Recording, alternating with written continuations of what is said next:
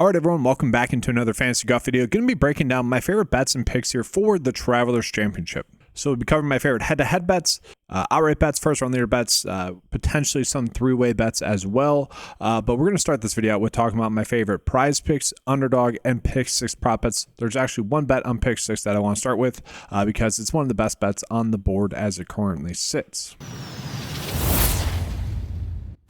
And so pretty simply, guys, it's going to be Scotty Scheffler over 65.5 strokes. Okay, this is a bet where if you look at some of the other sites, they have it set at 66, which is probably the correct line. But 65.5 is just a little bit too low. And pick six, again, that's the only book that's given us that line there. And so with that, you would have to find another bet to pair this with. I'm kind of going to put that burden on you guys because I think we are getting some better bets on prize picks right now. So let's actually go ahead and jump on into that. And in order to do that, I'm actually going to be showing you guys a slightly updated tool on the 9 to 5 website. So we got the Prize Picks Optimizer here. Okay, this is going to operate pretty similarly to the Prize Picks cheat sheet if you guys are familiar with that.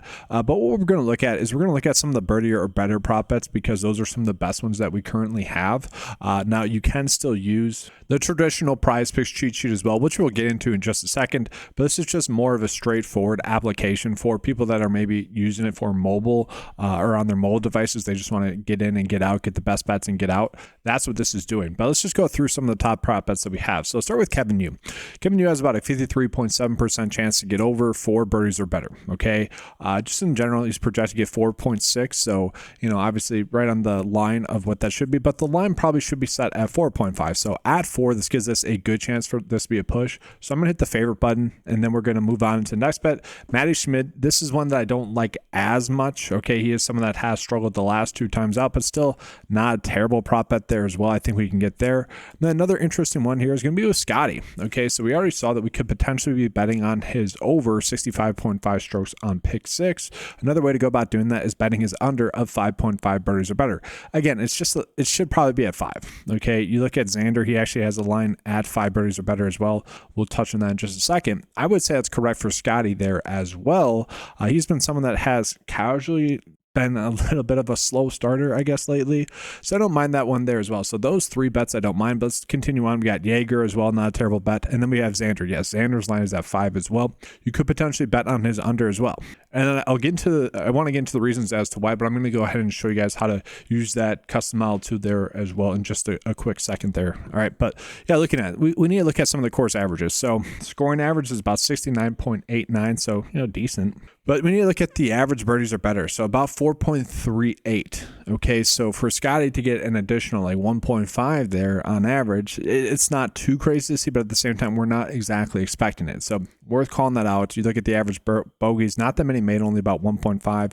But let's take a peek at the prop line differences that we were getting there as well, just so you guys can see this. So we are getting 3 bets that have some prop line differences. And again, I think this is worthwhile to call out. If you guys see any advantages here, by all means, go ahead and tack them.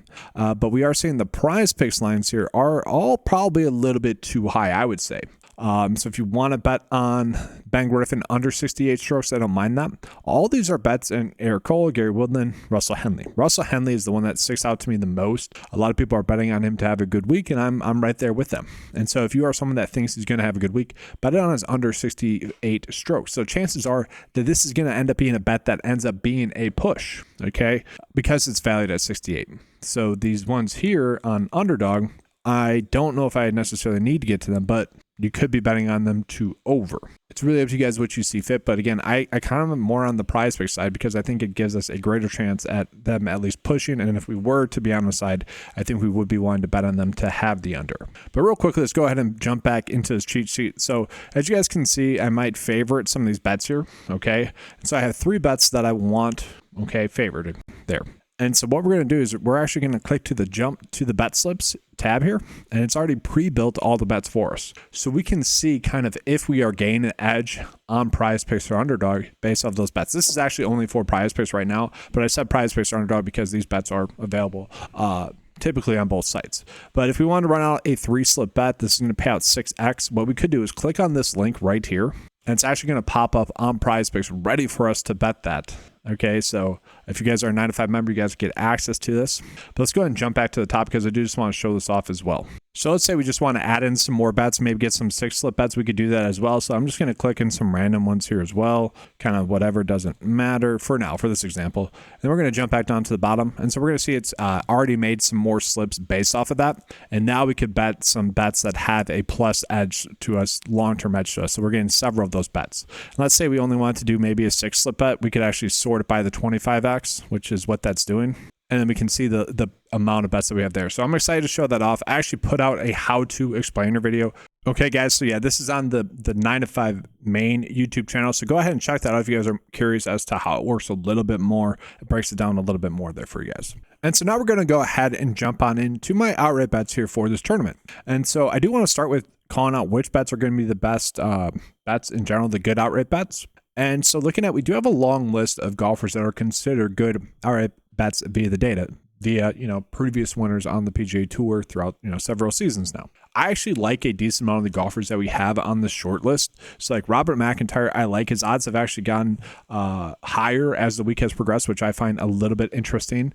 And really the thought with this week is, will a player like Robert McIntyre, who was in contention, will he show up in this tournament? Will he be mentally ready to go? That's the biggest question. But we can get him at about 50 to 1 on some sites like Bovada. If you guys are some of the bets there, I like that points bet 45 to 1. Very good odds there for him.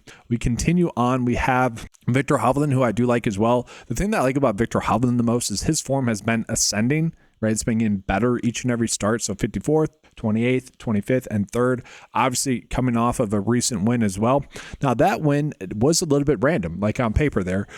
Maybe someone you could have got to a little bit, but he's not someone that like on paper was necessarily a great outright bet that week. This week he's a little bit better, I would say. Like the form is trending in the right direction.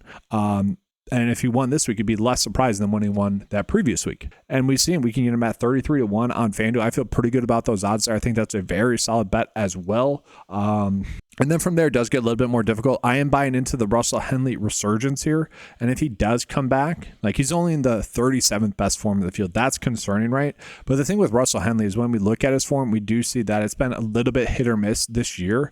But we do see 3 top 10s over his past 7 starts. So we do like that there as well. A solid stat fit. We can get him at 45 to 1. I don't mind those odds there as well for him. But it is kind of a dart throw. Like, honestly, if it wasn't Scotty in the field and we're getting everyone else at about 15 to 1 or greater odds, like we are, I probably wouldn't mind loading up on a bunch of these golfers. Now, for what it's worth, we are getting a decent amount of possible outright bets as well. We're showing you guys, if you guys want to get to any of these golfers, like Sam Burns, he continues to play great golf. He's good staff. It wouldn't be surprising if he showed up.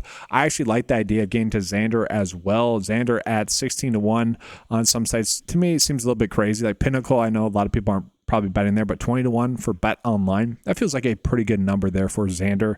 The biggest question with Xander has been his injury and how that's impacted him, but he's been playing pretty darn good golf, even while probably giving his B game, if that.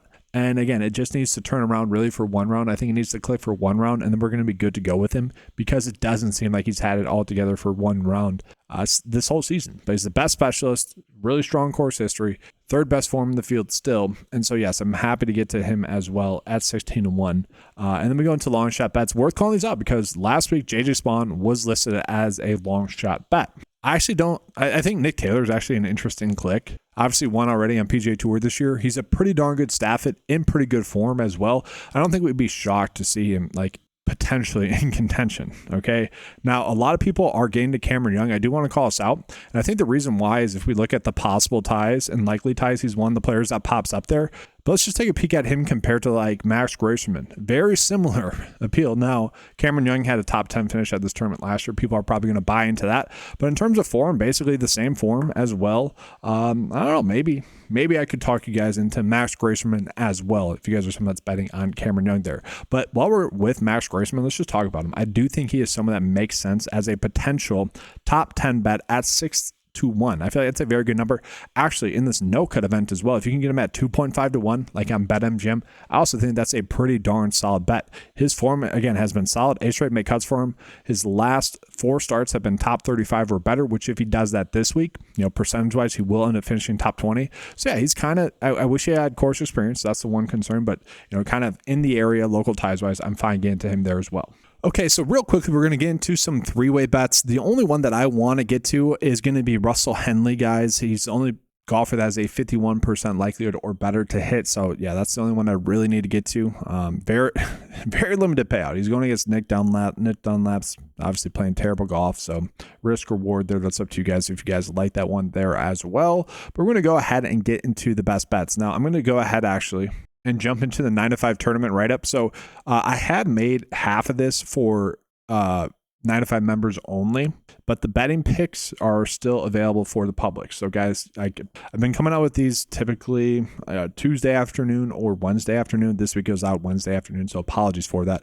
But yeah, if you guys are not a 9-to-5 member, you guys can still get access to this.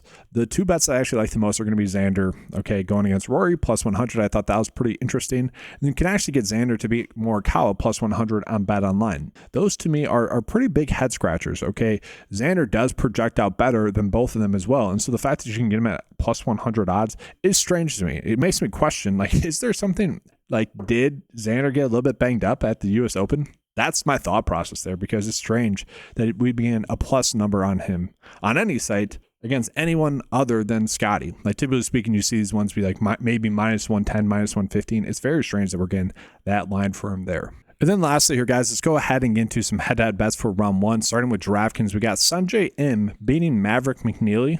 Not a bad bet here, I would say, on paper. Okay, we look at the odds. You got McNeely at minus 105, or sorry, Sungjae Im at minus 105. Okay, which the Vegas odds are getting about a 51% chance to win. Obviously, we have the juice still in those lines. But once we take out the juice, we would actually see that Sungjae Im, per the 9-to-5 data, has about a 51% likelihood to win this matchup. So that's a decent bet. I think that's a solid one, minus 105. From there, we could also get into like Robert McIntyre to beat Victor Hovland. Okay, this is much more of a toss-up. Let's see what it is. So yeah, about a 51% likelihood for Robert McIntyre to beat Victor Hovland there as well. Not a terrible bet. I think we'd be fine getting there as well. Again, much more of a toss-up. The 9-to-5 data actually likes McIntyre slightly more than Hovland, although I like both of them, as I just called out, as outright bets. So really up to you guys there.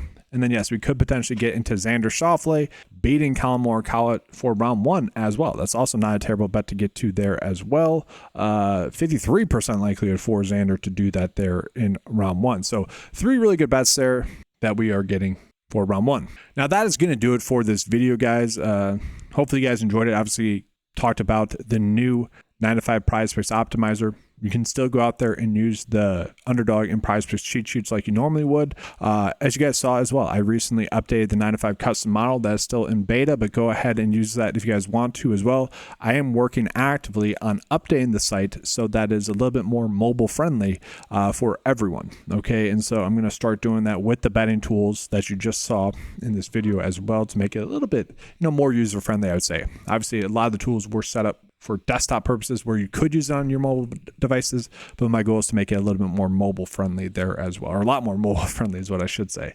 But hopefully you guys enjoyed this video. If you did, make sure to give a like and subscribe. If you guys want access to any of the tools out there, make sure to head on over to 9to5sports.com. It's the best value out there, guys. It gives you all the tools available that you would need for fantasy golf, plus much more, like too much more. And again, it's available for just $10 a month. It's insane what other companies charge you guys, and I can't do that. It's just crazy. Some are cars charging like $100 a month, which is insane. They offer like less. It's a head scratcher to me. Anyways, thanks for watching, guys. Good luck, and as always, let's keep cashing.